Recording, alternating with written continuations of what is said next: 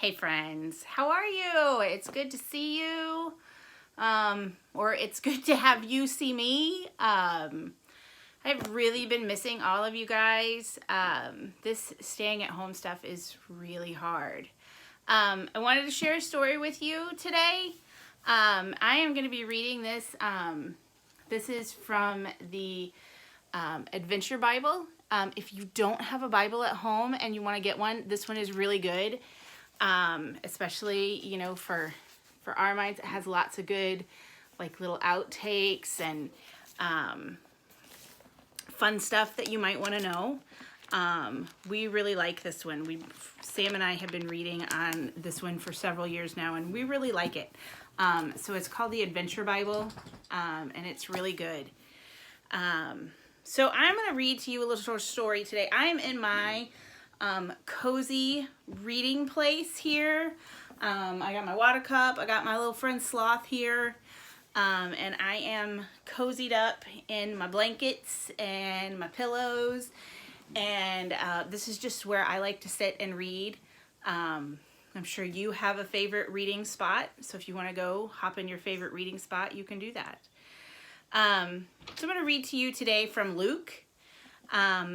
Luke chapter, we're in chapter 24, and we're going to start in about verse 13. So I'm going to kind of set the scene for you. This is still, we're still talking about Easter Sunday. It's still the same day that Mary Magdalene went to the tomb with her friends, and found that Jesus was gone. Okay.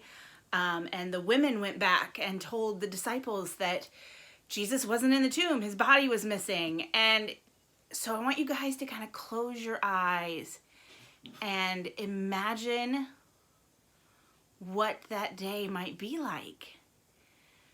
You know, it's morning. It's this day where the morning started with all this excitement and people like going, the Jesus's body is gone. What's going on? You know, and they heard from the women, and you know, that was, I mean, back when women kind of had, you know, they had some trouble, so the men then had to go and check it out and find it, and they found out that the women were telling the truth, that the body wasn't there, and they were all trying to kind of put together what happened. And you know, we believe now, you know, when we read the story, but this is 2,000 years later. And so imagine that day, how confusing things must have been, and how just bewildered and puzzled everyone must have been. Okay. So now it's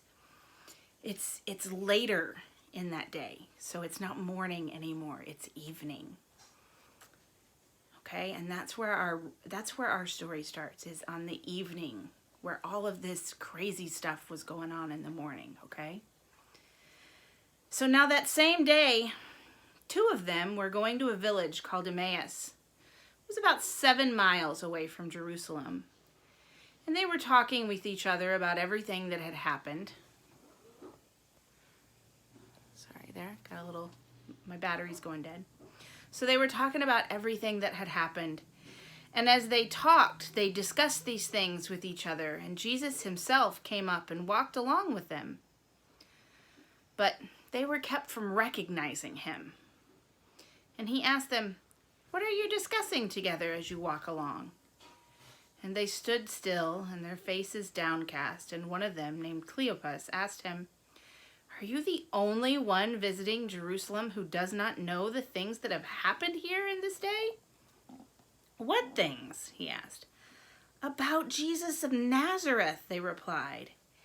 "He was a prophet, powerful in the word and deed before God and all the people. And the chief priests and our rulers handed him over to be sentenced to death, and they crucified him.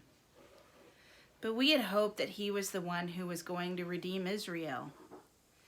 And what's more, it is the 3rd day since all of this took place. And in addition, some of our women amazed us. They went to the tomb early this morning, but they didn't find his body. And they came and told us that they had had visions of angels who said he was alive.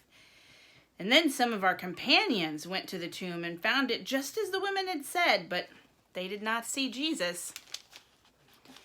And he said to them, how foolish you are, and how slow to believe all that the prophets have spoken. Did not the Messiah have to suffer these things and then enter into his glory? And beginning with Moses and all the prophets, he explained to them what was said in all the scriptures concerning himself. As they approached the village to which they were going, Jesus continued on as if he were going farther. But they urged him strongly, stay with us, for it's nearly evening and the day is almost over. So he went to stay with them. And when he was at the table with them, he took the bread and he gave thanks and he broke it and began to give it to them. And then their eyes were opened and they recognized him, and he disappeared from their sight. And they asked each other, were not our hearts burning within us while he talked with us on the road and opened the scriptures to us? They got up and returned at once to Jerusalem, and there they found the 11 and those with them assembled together and saying, it is true, the Lord has risen and has appeared to Simon. And then the two told what had happened on the way and how Jesus was recognized by them when he broke the bread. Wasn't that a good story? So other people saw Jesus, and it was good. I wonder when they were walking on the road and they were talking to each other, I wonder what they were saying, what their conversation was. Did they believe that Jesus had risen? Maybe.